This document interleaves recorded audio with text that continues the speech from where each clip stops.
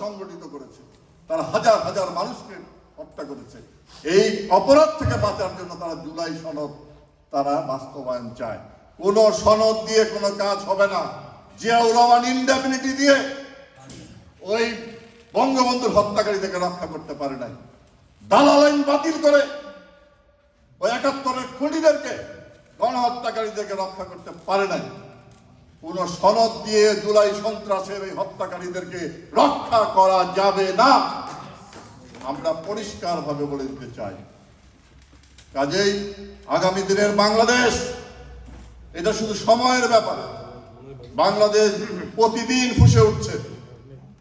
কার কাছে যাইব? আওয়ামী লীগ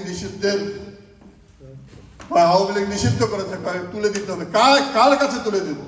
ওই ভাগ বাটোয়ারার নির্বাচন, ওই 14 তারিখ 21শে আগস্ট খুনি, সে বাংলাদেশের প্রধানমন্ত্রী হয়েছে। দুঃখ লাগে, কষ্ট লাগে।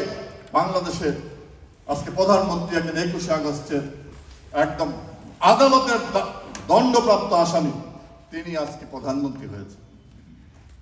একজন জুলাই সন্ত্রাসের হোতা এই বাংলাদেশের অর্থনীতিকে পঙ্গু করে দিয়ে ওই জাপানে গিয়ে কথা বলছেন। শেখ হাসিনার পরিকল্পনাগুলো তার পরিকল্পনা বলে চালিয়ে দিয়েছেন। জাপানে গত 2 দিন আগে এইরকম মিথ্যাবাদী, মিথ্যাচার এবং স্বাধীন, সে নাকি কি শান্তিতে নোবেল পুরস্কার পেয়েছে। এইরকম একজন বাটপার এই বাংলাদেশে মির্জাফরের মতো এখানে জন্ম নিয়েছিল। আজকে এই বাংলাদেশকে মাটির নিচে তলিয়ে দেওয়ার চেষ্টা করা হচ্ছে।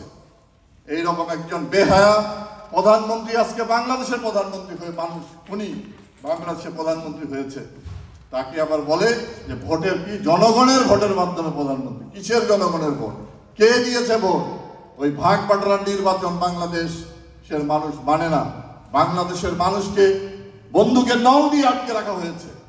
আজ পর্যন্ত সেনাবাহিনী মাঠে আছে, সেনাবাহিনীকে তুলে নেওয়া হয়নি এখন পর্যন্ত।